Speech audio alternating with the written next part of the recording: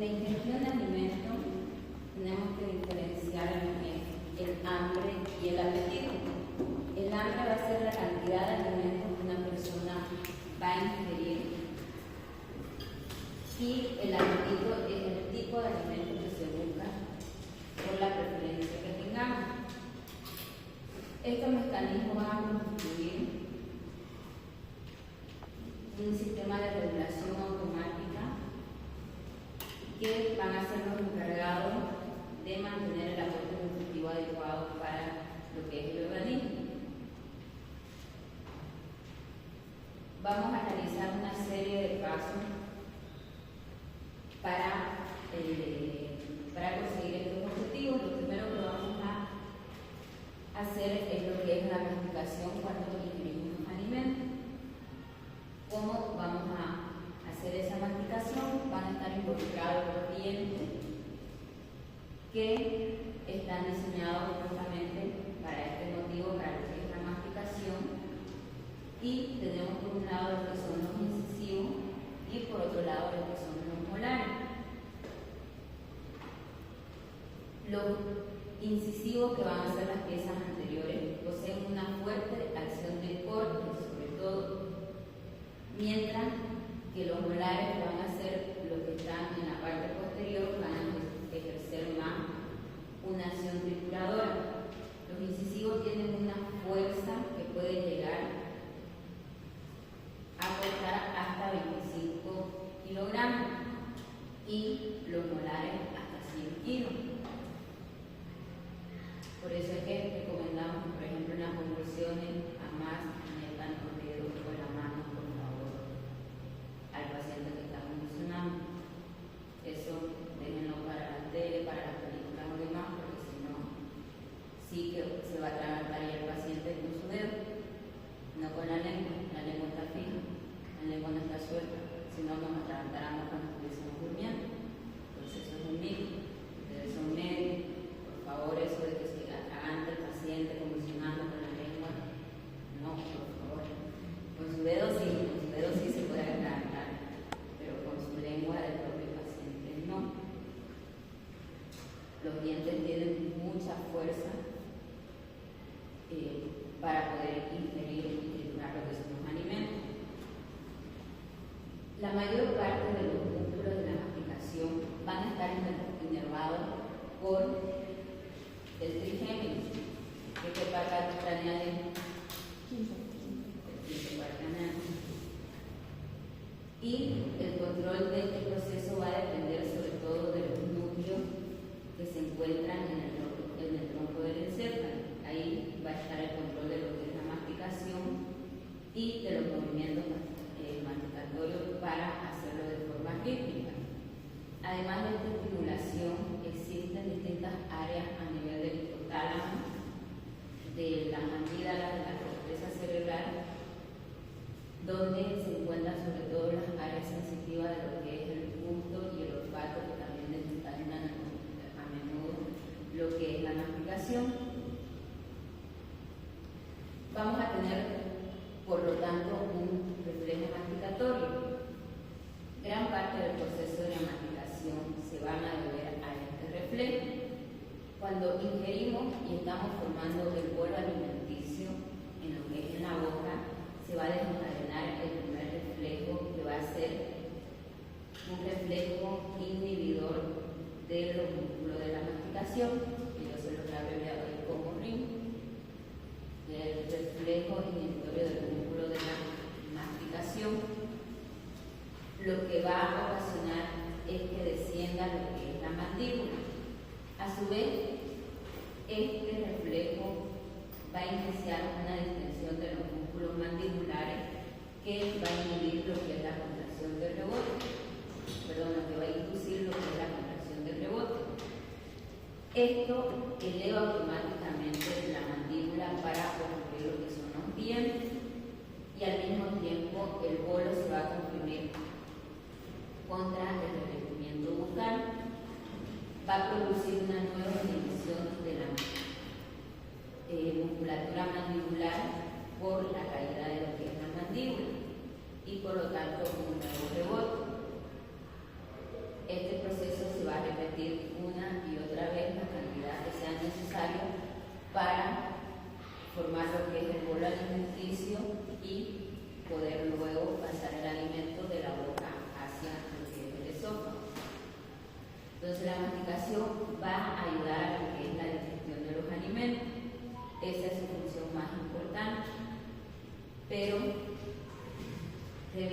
también las partículas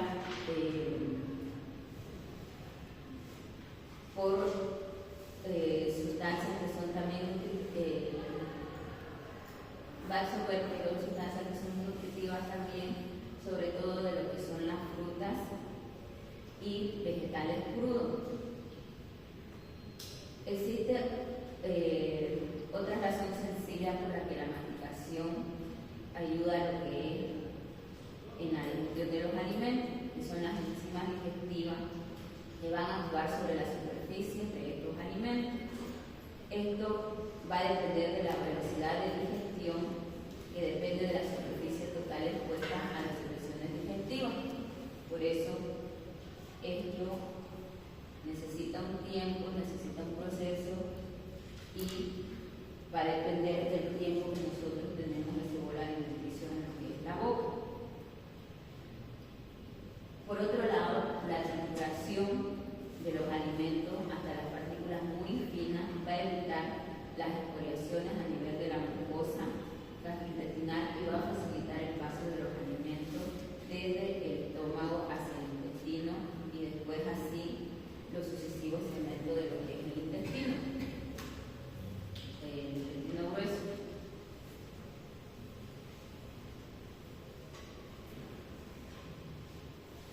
Una vez formado lo que es el bolo alimenticio, absorbido lo que son las sustancias, impregnado con lo que son las enzimas digestivas, vamos a realizar lo que es la deglución. La deglución es un proceso un poquito más complicado, sobre todo porque la faringe ejecuta una función tanto respiratoria como deglutoria, ya saben, y se transforma durante unos pocos segundos en un conducto que propulsa lo que son los alimentos.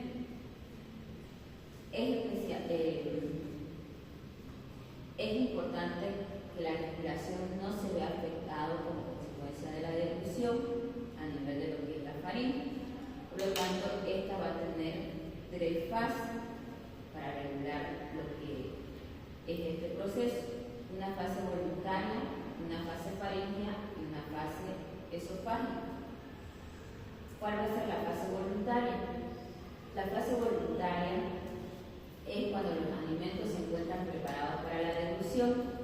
La presión hacia arriba y hacia atrás de la lengua contra el paladar va a arrastrar o desplazar voluntariamente los alimentos en sentido posterior en dirección hacia lo que es la faringe. A partir de aquí, la deglución ya va a ser un proceso casi automático, que en general no se va a poder detener. La fase faríngea ya va a ser cuando el bolo alimenticio penetra de la parte posterior de la boca en la faringe y va a estimular lo que son las áreas epiteliales receptoras de la deglución, que van a estar situadas a lo que es alrededor de la entrada de la faringe y sobre todo de los pilares amigdalinos. Los impulsos que van a salir de esta área van a llegar hacia el tronco del encéfalo para producir unas contracciones automáticas del músculo faríngeo.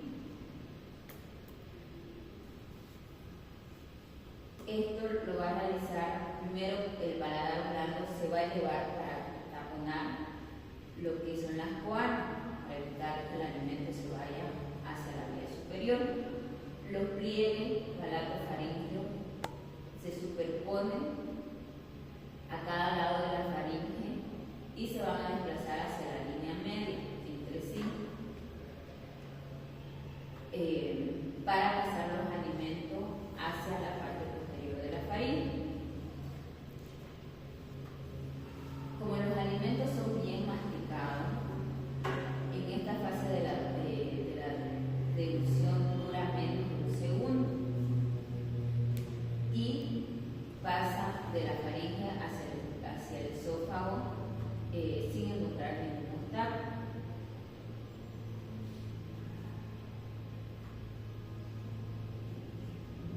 Las cuerdas vocales y los ligamentos van a cubrir lo que es la entrada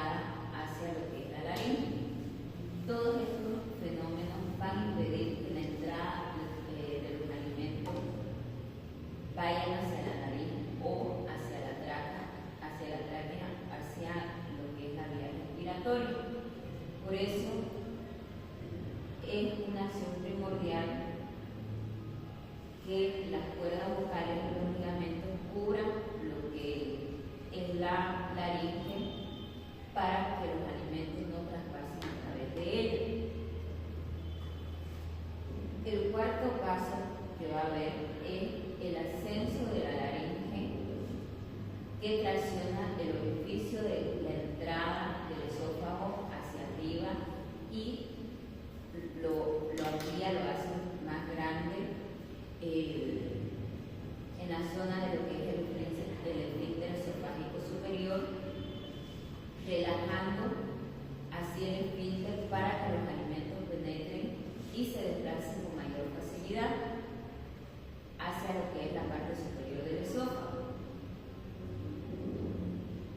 Entre lo que es cada devolución, entre una devolución y otra, este esfínter va a permanecer fuertemente contraído para impedir la entrada de aire a lo que es el esófago. Se va a contraer la musculatura faríngea por lo que son las ondas peristálticas. El control nervioso de la fase faríngea va a estar dada por impulsos sensitivos y, como ya hemos visto, va a participar el trigémino y también va a participar lo que es el glosofaríngeo a través de lo que es la estimulación del bulbo raquídeo en el tracto solitario. Esto va a recibir los impulsos sensitivos de lo que es la boca. Las áreas táctiles más sensibles van a estar en la parte posterior de la boca y de la faringe, que son los que van a iniciar la fase faríngea de la deglución. Si bien la zona más sensible va a corresponder a los pilares amigdalinos, los impulsos se van a transmitir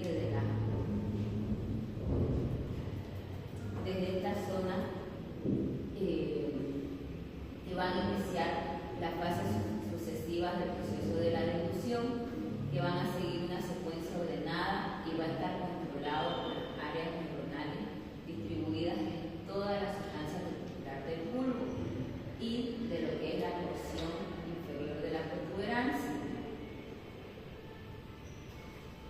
El reflejo de la deglución va a ser casi siempre la misma y se va a repetir una y otra vez una duración total del ciclo, que también permanece constante en las degluciones, en otras degluciones. Las áreas del bulbo y de la región inferior de la protuberancia van a controlar la deglución y van a recibir en conjunto el nombre del centro de la deglución, que van a estar implicados lo que son el quinto, el noveno, el décimo y el 11º parte aneal. La fase faríngea de la deglución, entonces, se va a encontrar el centro de la deglución, que va a inhibir el centro respiratorio durante 6 segundos para, como hemos dicho, evitar que los alimentos pasen a lo que son las vías respiratorias.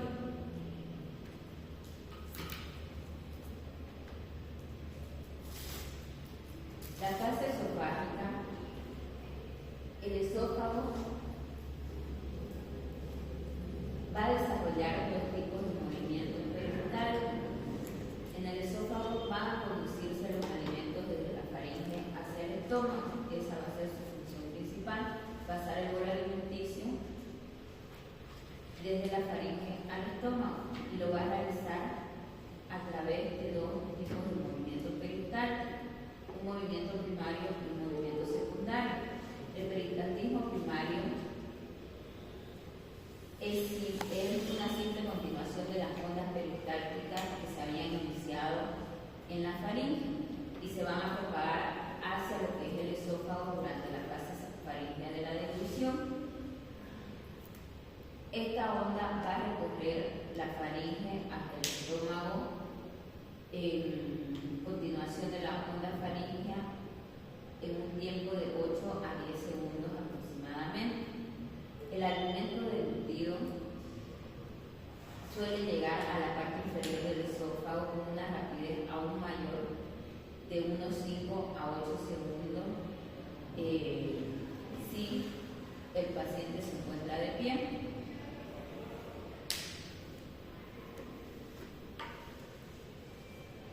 Si las ondas peristálticas primarias no logran moverse hasta el estómago en su totalidad, se va a producir ondas de peristaltismo secundario. Si la primera, o sea, si las ondas primarias fallan, es cuando van a aparecer recién las ondas secundarias. Estas van a continuar el vaciamiento del bolo alimenticio hacia lo que es el estómago. Estas ondas van a persistir hasta que se complete el vaciamiento del órgano. Se van a iniciar entonces en parte por los circuitos intrínsecos del sistema nervioso mientérico y gracias a los reflejos que empiezan en la faringe. Este reflejo van a ascender luego por las fibras aferentes vagales hacia el bulbo y luego van a regresar de nuevo al esófago a través de las fibras eferentes del noveno y el décimo par. ¿Cuál es el noveno par?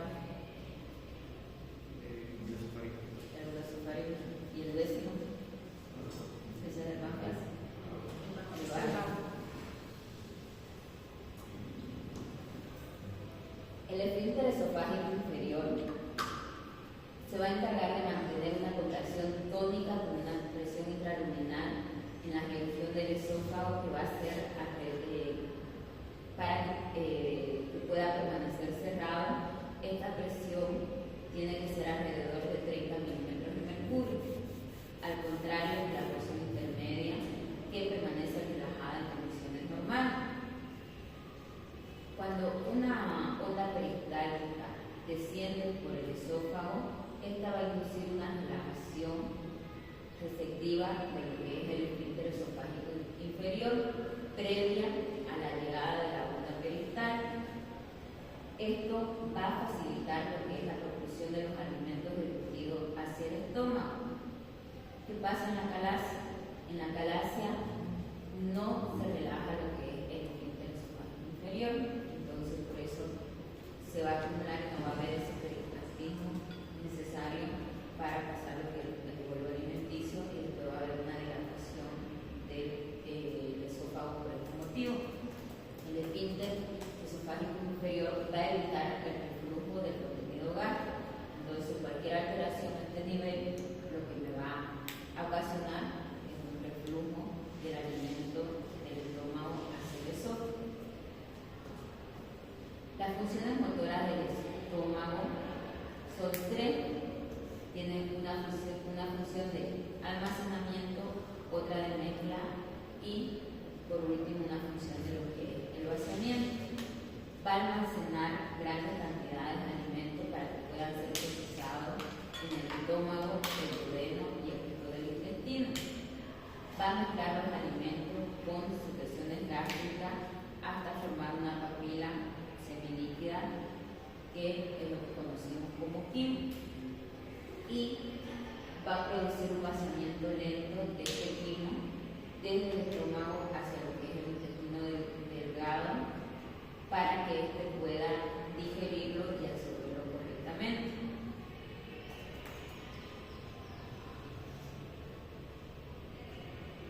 El estómago entonces puede dividirse anatómicamente en dos porciones principales, como en una figura. Una es el cuerpo, que es la porción que ocupa la mayor parte del estómago y que va a ser lo que es la otra, la parte de delante, que es la parte final. Eso sería la división anatómica, pero tenemos también una división fisiológica, que lo dividimos en una porción oral, que está formada por 2/3 superiores del cuerpo, y una porción caudal, que es el resto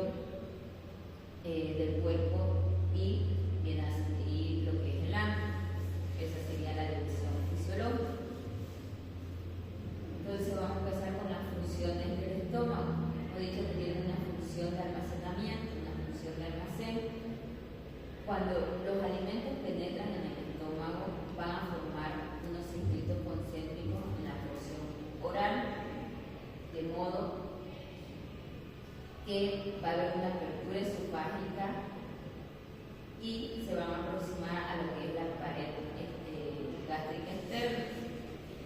Esta distensión gástrica por la entrada de los alimentos va a desencadenar un reflejo que conocemos como un reflejo vasovagal, que parte desde el estómago hacia el tronco del encéfalo, que vuelve al estómago para inducir el tono de la pared muscular del cuerpo gástrico, para que éste se pueda distender y acomodar a las cantidades progresivas de alimentos que van a ir entrando, hasta alcanzar su límite de relajación completa, que va a estar situado alrededor de 0,8 a 1,5 litros. La ocupación a este límite, que no se aproxima a este límite, la presión va a estar dentro de la presión que va a estar dentro del estómago se va a mantener baja.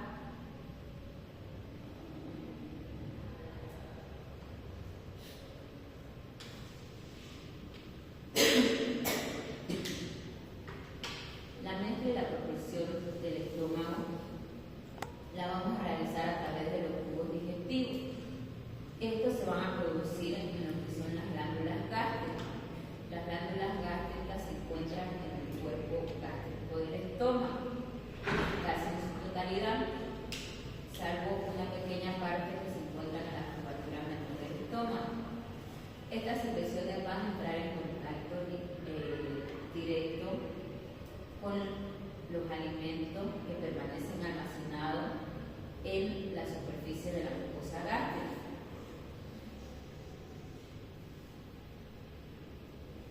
El estómago, cuando el estómago contiene los alimentos, la parte superior o media de su pared va a iniciar débiles ondas peristálticas, también llamadas ondas de mezcla o ondas de constricción.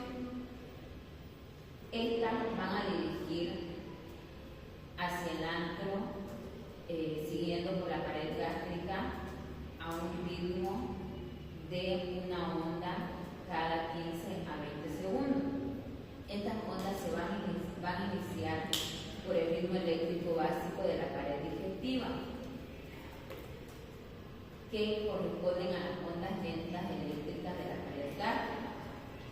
Conforme las ondas de constricción avanzan desde el cuerpo del estómago hacia el antro, van a aumentar de intensidad y algunas se van a hacer extraordinariamente intensas, dando lugar a potentes anillos peristálticos de constricción desencadenados por los potenciales de acción que van a impulsar el contenido a entrar hacia lo que es el filo, con una presión cada vez mayor. Esto lo van a hacer también con el músculo pilórico, que se va a ir contrayendo si se dificulta su vaciamiento.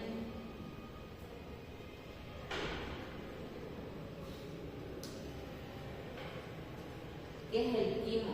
Hemos estado explicando un poco que una vez los alimentos se han mezclado con las secreciones gástricas, el producto resultante que va a circular hacia el intestino recibe el nombre de quimo. Entonces, el quimo no es más que el alimento con las secreciones gástricas. El grado de fluidez con que ese quimo va a salir del estómago va a depender de la cantidad relativa de alimento, agua, secreciones gástricas y grado de digestión que realicemos. El aspecto del quimo es de una pasta semilíquida y turbia.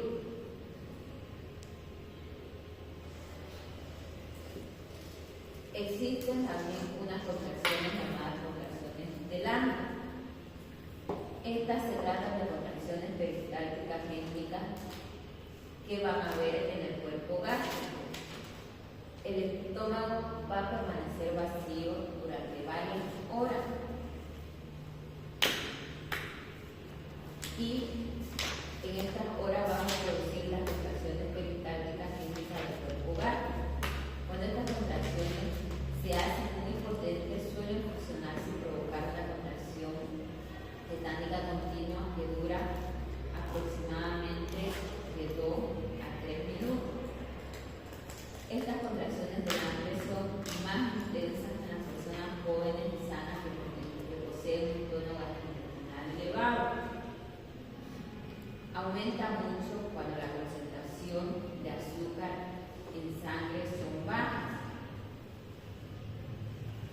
o son menor de lo normal. Estas contracciones del hambre en el estómago hacen que las personas suelen experimentar dolores leves en la boca del estómago o lo que llamamos los retortijones de hambre, que no suelen comenzar hasta 12 a 24 horas después de la última ingestión. En las personas que se encuentran en un estado de inanición de máxima intensidad, la van a alcanzar entre los 3 o 4 días de la última ingestión realizada y se van a ir debilitando gradualmente en los días sucesivos. El vaciamiento gástrico se va a realizar por las contracciones rítmicas del estómago, que casi siempre son débiles y sirven sobre todo para mezclar los alimentos con las secreciones gástricas. Alrededor del 20% del tiempo permanecen los alimentos en el estómago, aumentando estas contracciones de intensidad e iniciando en la parte media del estómago para propagarse luego hacia la porción caudal. Estas contracciones son potentes a medida que se vacía el estómago. Se van a iniciar en porciones cada vez más altas del cuerpo, del estómago, y van a empujar los alimentos almacenados para que se sumen al quimo que estaba presente en lo que es el hambre.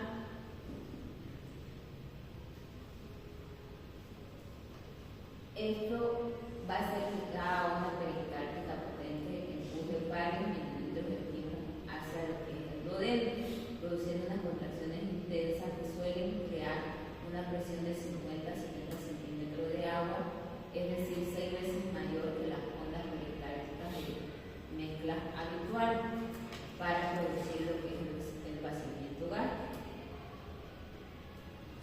¿Cuál va a ser entonces la misión del píloro?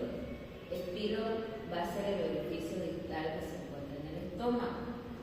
En esta zona, el músculo parietal circular es del 50 al 100% mayor que las porciones anteriores del antro gástrico y va a mantener una ligera contracción tónica en la mayor parte del tiempo.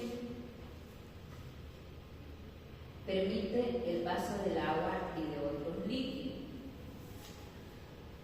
para que estos salgan con facilidad del estómago al duodeno. La constricción suele evitar el paso de gran parte de las partículas alimenticias que no se encuentran mezcladas, formando lo que es el quimo, y han adquirido una consistencia casi completamente líquida. Entonces van a evitar el paso del alimento que no forme lo que es el quimo. El grado de constricción del píloro puede aumentar o disminuir bajo influencia de señales nerviosas y señales hormonales procedentes tanto del estómago como del duodeno. La regulación del vaciamiento gástrico va a estar dado por la velocidad que está regulada por señales permanentes tanto del estómago como del duodeno. Las señales que van a venir del duodeno son señales más potentes que el quimo que llega al intestino delgado, que no sean superior al que se pueda digerir o absorber, de forma que no llegue nunca en una proporción superior que ésta puede digerir o absorber. Los factores gástricos que estimulan el vaciamiento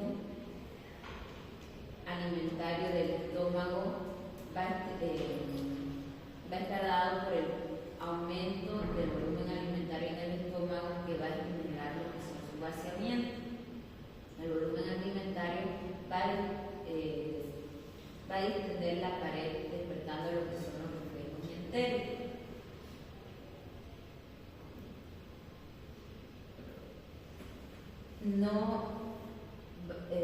No va a ser solamente el incremento de la presión de los alimentos almacenados lo que va a acelerar su vaciamiento, sino que también va a haber un incremento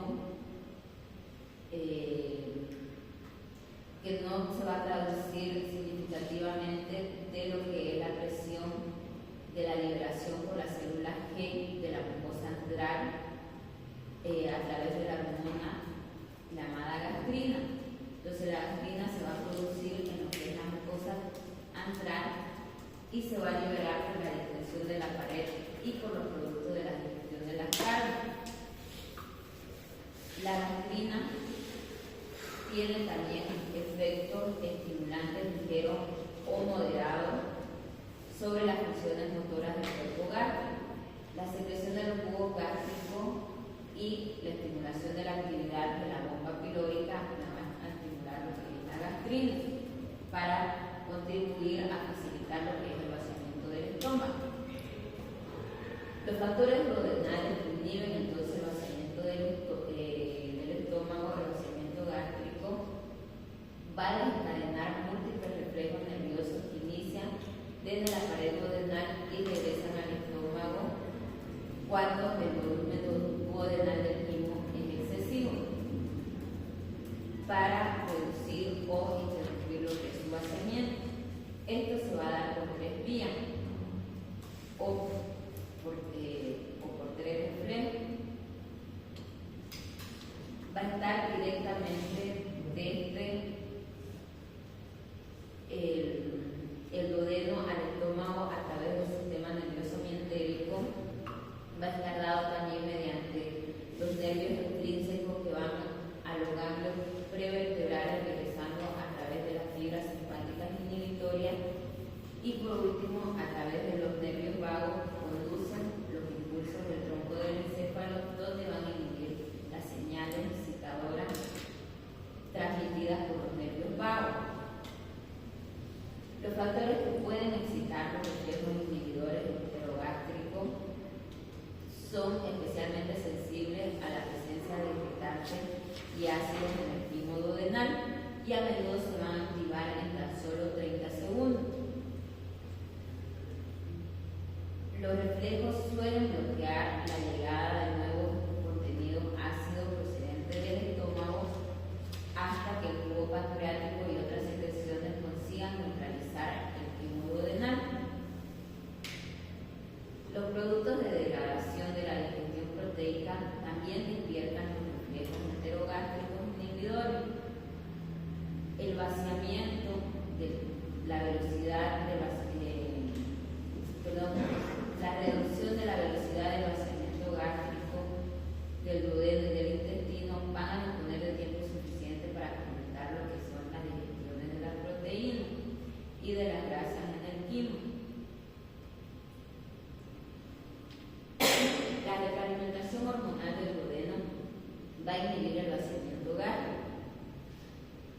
Las grasas extraen varias hormonas distintas del epitelio duodenal y yeyunal que se van a unir a receptores de las células epiteliales, que a su vez las hormonas van a ser transportadas por la sangre hacia lo que es el estómago, donde van a inhibir la actividad de la bomba pilórica y van a aumentar ligeramente las fuerzas de contracción del esfínter pilórico. La más potente va a ser la colecistocinina, que su abreviatura la van a encontrar como la CCK, que va a estar liberada por el yeyuno como respuesta a las grasas existentes en el quimo.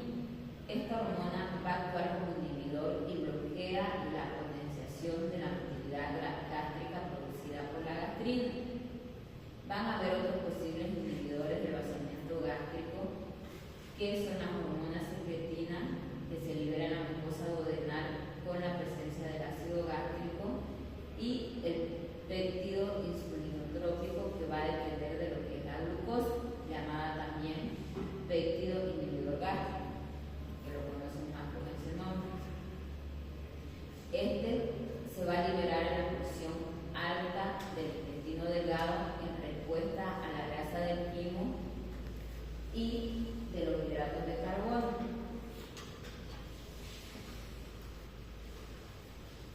Va a estar estimulada sobre todo por lo que es la secreción de insulina por el páncreas. Los movimientos del intestino delgado pueden clasificarse en contracciones de mezcla y contracciones de propulsión. En gran medida están separadas artificialmente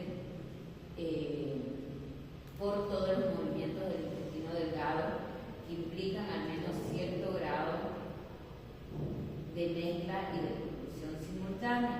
En esencia van a ser todos los movimientos que producen mezcla y propulsión a este nivel. Las contracciones de mezcla, entonces, van a ser contracciones de segmentación. Van a estar dadas cuando el quimo penetra en la porción del intestino delgado, distendiendo lo que es la pared intestinal, que va a inducir las contracciones concéntricas localizadas a este nivel a lo largo de lo que es el intestino delgado, y van a tener una duración menor a 1 minuto. Estas contracciones generan una segmentación de lo que es el intestino delgado, que va a estar dividido en segmentos que adoptan un aspecto de salchicha. Estas contracciones van a producir lo que es la segmentación del intestino delgado para darle este aspecto. Esta fragmenta el quimo 2 o 3 veces por minuto. Por lo tanto, estas contracciones no van a afectar a las que son las contracciones previas.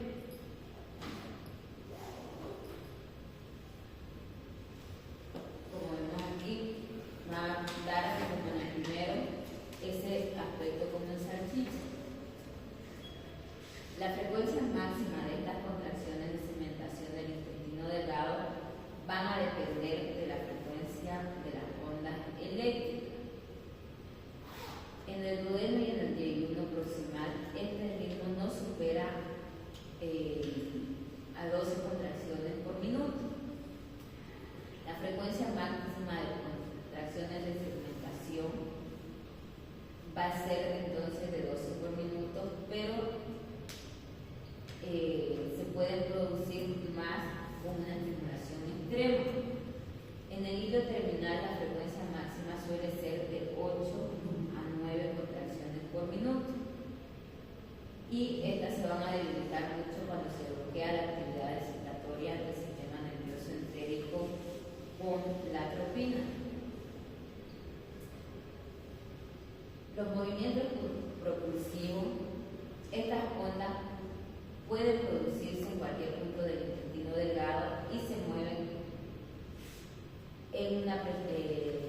y presentan una dirección anal de 0,5 a 2 centímetros por segundo, aunque la velocidad es mucho mayor en la parte proximal del intestino que en la parte distal. Es más rápido a este nivel. Son muy débiles y desaparecen a los 3 o 5 centímetros. Es muy raro que las ondas abarquen más de 10 centímetros, por lo que el movimiento hacia adelante del quimo también es muy lento, de 1 centímetro por minuto aproximadamente. Esta velocidad de desplazamiento significa que necesitan de 3 a 5 horas para que el quimo llegue desde el píloro hasta la válvula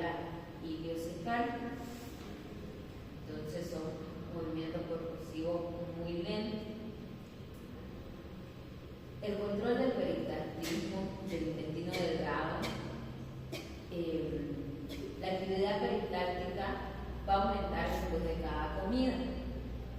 Este aumento de la actividad se debe a la llegada del quimo al duodeno, que va a ocasionar una distensión de éste. La actividad peristáltica entonces se va a incrementar por el reflejo gastroentérico, que va a desencadenar la distensión del estómago y va a estar conducido principalmente por el plexo mientérico al intestino delgado.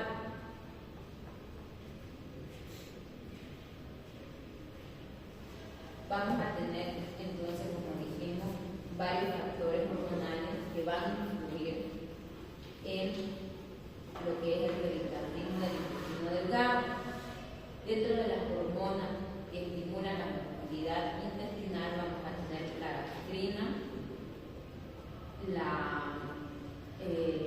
la CCK, la insulina, la notirina y lo que es la serotonina. Todas ellas van a estimular la motilidad intestinal y se van a sujetar durante las distintas fases del procesamiento de los alimentos.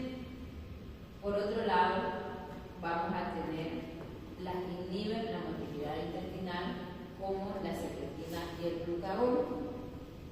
La importancia fisiológica de cada una de estos va a estar dada por el control de los movimientos, que siguen siendo todavía motivo de discusión, todavía siguen en estudio. La función de las ondas peristálticas del intestino delgado no solo van a favorecer la progresión del quimo, sino que también van a extenderlos de la superficie de la mucosa intestinal. Cuando el quimo penetra el intestino desde el estómago, va a provocar la aparición de ondas peristálticas que comienzan de inmediato a extenderlo a lo largo del intestino. Estas van a llegar a la válvula ileocecal, donde el quimo va a quedar bloqueado durante varias horas hasta que se ingiere otra comida, momento en el que el reflejo gastroiliar se intensifica, el peristaltismo del ilio, y obliga al quimo resultante a atravesar la válvula ileocecal para llegar a lo que es el ciego. La cometida peristáltica se va a producir un peristaltismo rápido y potente que va a estar causado por la irritación de la mucosa intestinal, por los reflejos nerviosos del sistema nervioso autónomo y del tronco del encéfalo, que van a potenciar intrínsecamente los reflejos del plexo mientérico de la pared intestinal, produciendo potentes contracciones peristálticas que van a recorrer larga distancia del intestino delgado en pocos minutos.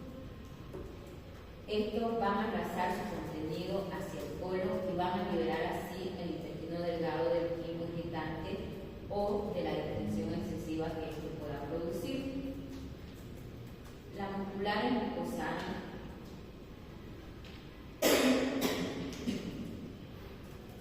forman pies cortos con la mucosa intestinal que van a ocasionar un aumento del área de contacto y absorción. Algunas fibras se van a extienden hasta las verticalidades de lo que es el intestino delgado, que se contraen de manera intermitente. Los pliegues de la mucosa aumentan la superficie expuesta al quimo y por lo tanto su absorción. La contracción de las velocidades van a producir como un ordenamiento de lo que es el contenido, de forma que la linfa fluye libremente desde los pulíferos centrales de las velocidades hacia el sistema linfático. Estas contracciones de la mucosa y de las velocidades se inician principalmente por reflejos nerviosos locales del plexo submucoso en respuesta a la presencia del quimo en el intestino delgado. La válvula ileocecal previene lo que es el reflujo también, que su función principal va a ser evitar el reflujo del colon hacia lo que es el intestino delgado, por lo que se cierra con fuerza cuando el contenido de este trata de atravesarlo con un exceso de presión en su interior.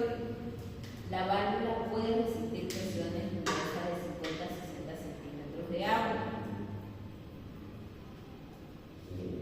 En los últimos centímetros de la pared del híleo, previa a la válvula hidrocecal, poseen una gruesa capa muscular circular llamada esfínter iliocecal,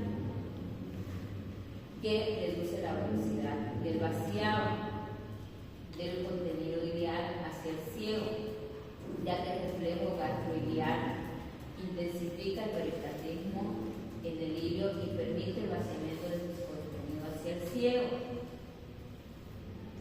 Cada día suele llegar al ciego tan solo unos 1.500 a 2.000 mililitros de quimo diario.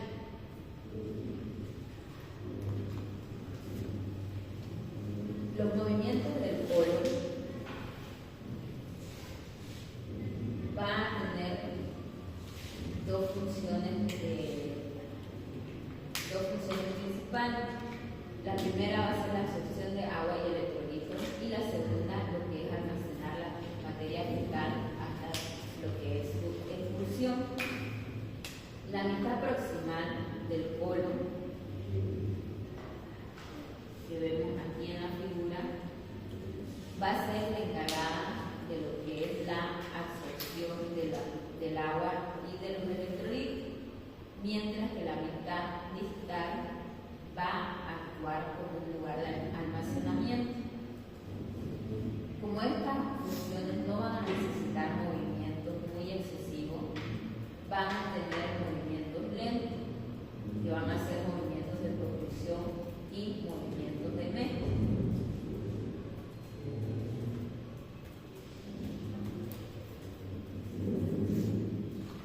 Los movimientos de mezcla a nivel del polo, igual que en el intestino delgado, ocurren grandes constricciones circulares para lo que es la oclusión, pero también van a haber constricciones longitudinales para contracción detenidas del polo.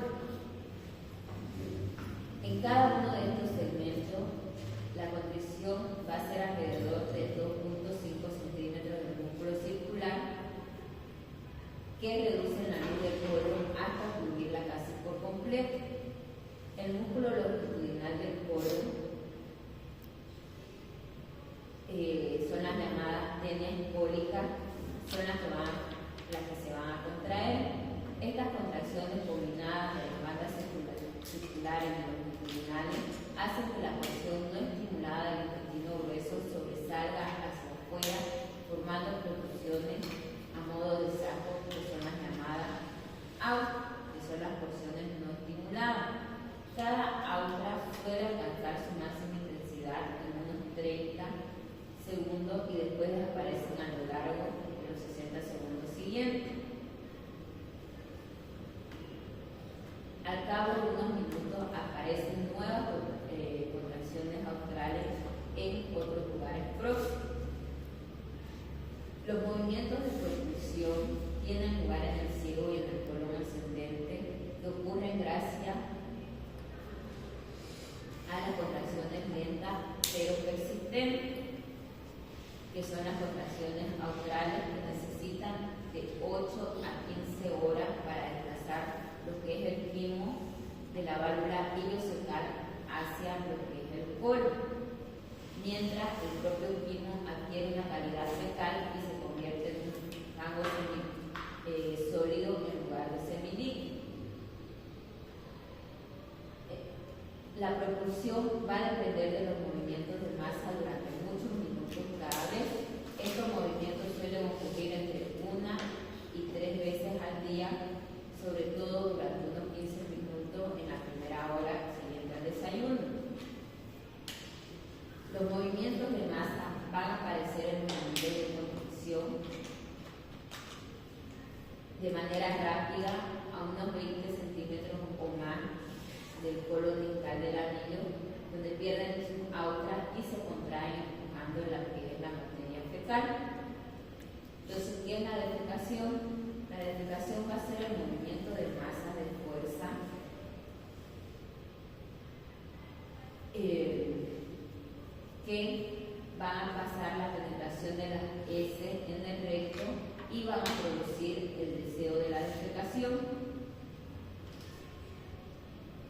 cuando un movimiento, cuando las heces penetran a lo que es el recto, surge el deseo de la defecación como una contracción refleja del recto y de la relajación de lo que son los esfínteres anales.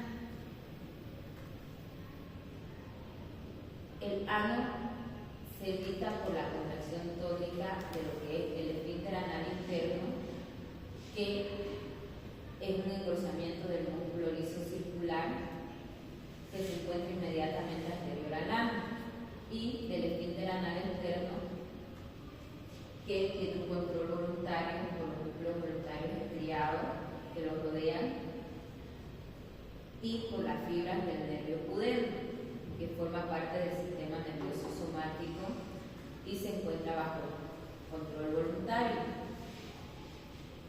Esto mantiene habitualmente cerrado de forma subconsciente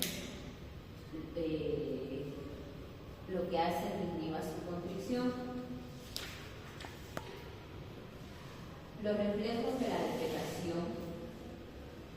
La defecación se va a iniciar gracias a estos reflejos. Vamos a tener un reflejo intrínseco y un reflejo parasimpático. El reflejo intrínseco se va a producir en el sistema nervioso entérico de la pared rectal.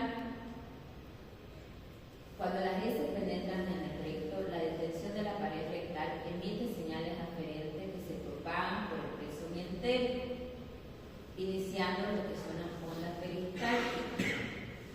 Y el recto va a impulsar las heces hacia el ano. Cuando estas ondas peristálticas se acercan al esfínter anal interno, se va a relajar a causa de las señales inhibidoras que llegan desde el peso mientérico, y se va a relajar de forma consciente y voluntaria el esfínter anal externo para que tenga lugar lo que es la defecación. Cuando el reflejo mientérico intrínseco de la defecación funciona por sí mismo, es débil. Para que este sea eficaz y provoque la emisión de las heces, debe reforzarse por el reflejo parasimpático de la defecación, que va a intervenir en los segmentos altos de la médula espinal, aumentando la intensidad de las ondas peristálticas y relajan lo que es el esfínter del ano interno. Estas señales parasimpáticas aumentan la intensidad de las ondas y van a vaciar la claridad del intestino grueso de una sola vez, desde el árbol esplénico del colon hasta el ano. Y eso sería todo en cuanto a este tema. Es un poquito largo porque vemos todos los pasos de que es la boca hacia lo que es la defecación, pero en cada uno de los segmentos de lo que es el sistema gastrointestinal cumple una función importante, si se dan cuenta. Entonces hay que saber por lo menos la función importante de cada uno de los segmentos, de la boca, del esófago, del estómago, del intestino delgado y de lo que es el colon, desde el inicio con la masticación y el bolo alimenticio hasta lo que es la defecación a través de lo que es el ano.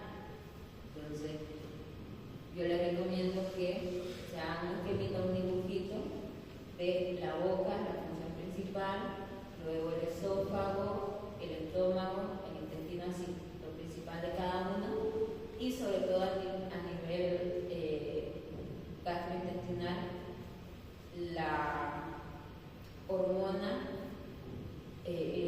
interviene para ayudar a su regulación, porque estas hormonas intervienen solamente a este nivel, al igual que el sistema nervioso mientérico, que